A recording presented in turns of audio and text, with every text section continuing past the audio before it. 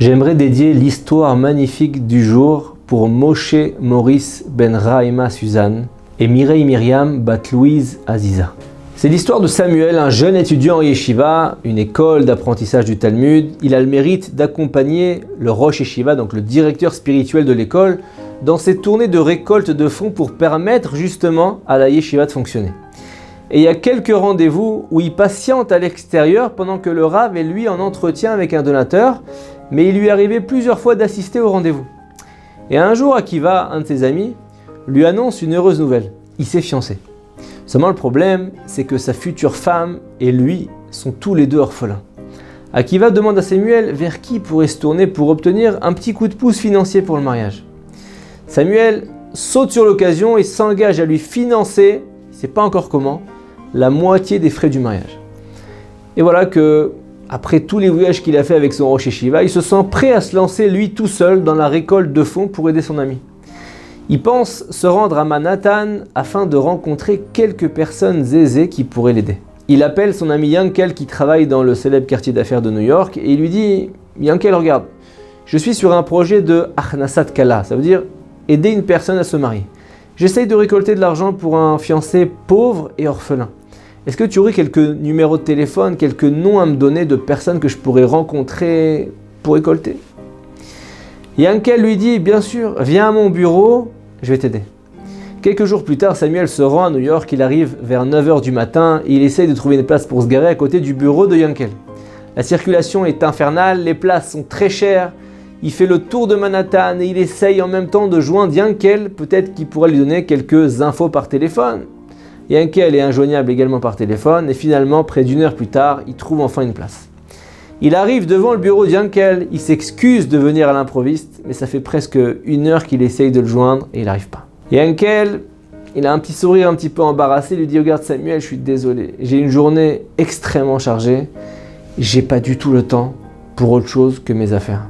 Je sais que tu viens de loin, ça me fait vraiment mal au cœur de gâcher ton déplacement, regarde, prends quelques noms là tout de suite, quelques adresses, quelques numéros, essaie de leur parler directement parce que les secrétaires vont tout faire pour tenir à l'écart en général les collecteurs de fonds. J'ai aussi le numéro de mon ami Mordechai qui est le secrétaire d'un fonds de bienfaisance très connu. Bonne chance mon ami. » Samuel sait très bien que prendre sa voiture pour se rendre à différentes adresses des donateurs potentiels va lui faire perdre la journée entière. Il décide de faire tous les déplacements à pied et il arrive au premier bureau de la liste donnée par son ami.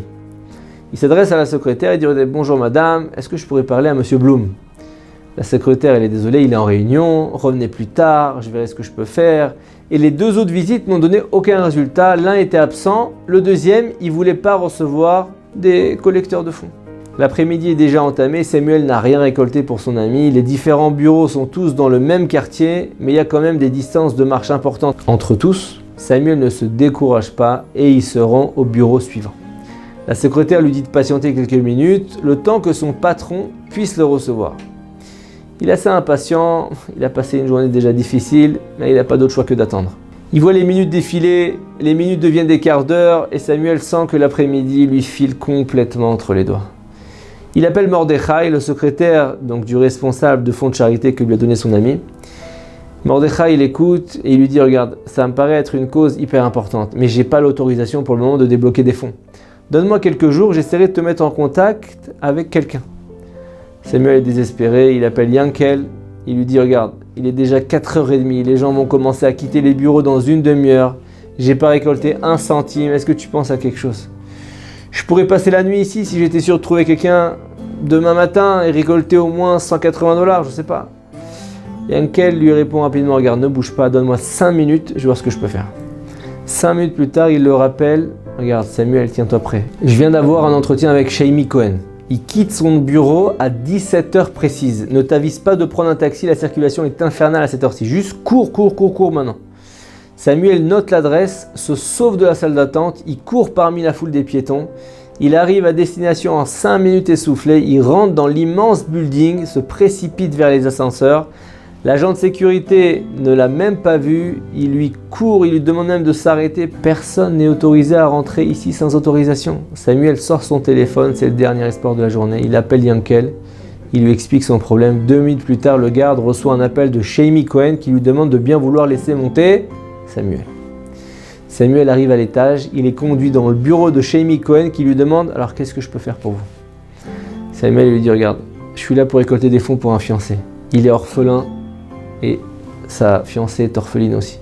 Je me suis engagé à couvrir les dépenses du marié, donc la moitié des frais du mariage. » Shami le regarde droit dans les yeux et lui dit « Et le mariage, il est bien fixé le 4 novembre, c'est bien ça ?» Samuel est trop fatigué pour réagir, mais il reste bouche bée devant Shami.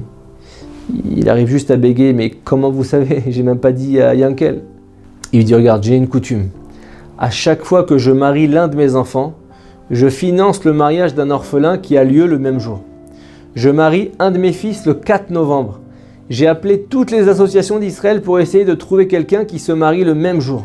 Jusqu'à aujourd'hui, tous mes efforts ont été vains, mais quand je t'ai vu arriver, je savais que ma recherche touchait à sa fin. Je le sentais. Alors dis-moi, de combien d'argent as-tu besoin? Samuel lui dit, le coût total est de 25 000 $. Donc mes frais sont de 12 500 $. Shami est un peu perplexe, il dit, regarde, j'ai l'habitude de financer la moitié des frais des mariages en Israël. Le coût total, c'est de 6 000 $. Donc mon don habituel, c'est autour des 3 000 $. Samuel lui dit, regarde, étant donné que les mariés sont tous les deux orphelins, il a été décidé qu'ils méritaient un beau mariage dans une belle salle et les tarifs ne sont pas les mêmes qu'en Israël. Shami réfléchit un moment et regarde Samuel et lui dit, regarde, je peux constater l'incroyable providence divine Ashgacha Pratit qui vient de se passer. Je vais te donner le montant total. Shami lui signe un chèque de 12 500 $. Samuel le remercie du fond du cœur et sort ébloui de cet entretien. Quelques mois plus tard, Samuel se retrouve dans le même bureau, mais cette fois en tant qu'assistant de son Rosh Yeshiva. Il se permet de prendre la parole et demande à Shami Cohen s'il se souvient de lui. Le visage de Shami s'éclaire et il lui répond « Est-ce que je me souviens ?» Il sort une feuille de son tiroir et dit « Ta visite m'a laissé une si forte impression que j'ai écrit tout ce qui s'est passé. Je laisse la feuille dans le tiroir de mon bureau pour ne jamais oublier cette rencontre extraordinaire que la Providence nous a fait mériter d'avoir ce jour-là. » Et vous savez, à chacun de nous, il arrive des histoires extraordinaires, des rencontres extraordinaires, des chemins extraordinaires ou tout simplement des beaux moments du quotidien. Il nous appartient à nous de voir, d'ouvrir les yeux pour bien apercevoir la providence divine qui se manifeste à toutes ces occasions. Prenons-en bonne note, relisons-les de temps en temps pour ne jamais oublier qu'Hachem est avec nous à chaque moment de notre vie, même si on a du mal à le voir. Shabbat Shalom. Organiser un cours avec un Rav de Torah Box, avec le service Torah Box chez vous, c'est enfin possible. Paris, Lyon, Tel Aviv, Madrid, Bruxelles, Montréal, Casablanca. Torah Box vient à votre rencontre. Organisez un cours gratuitement, chez vous, entre amis, au travail ou dans votre communauté. Dans une ambiance chaleureuse, un Rav de Torah Box donnera une conférence et répondra à toutes vos questions. Réservez rapidement sur notre site, par email ou par téléphone.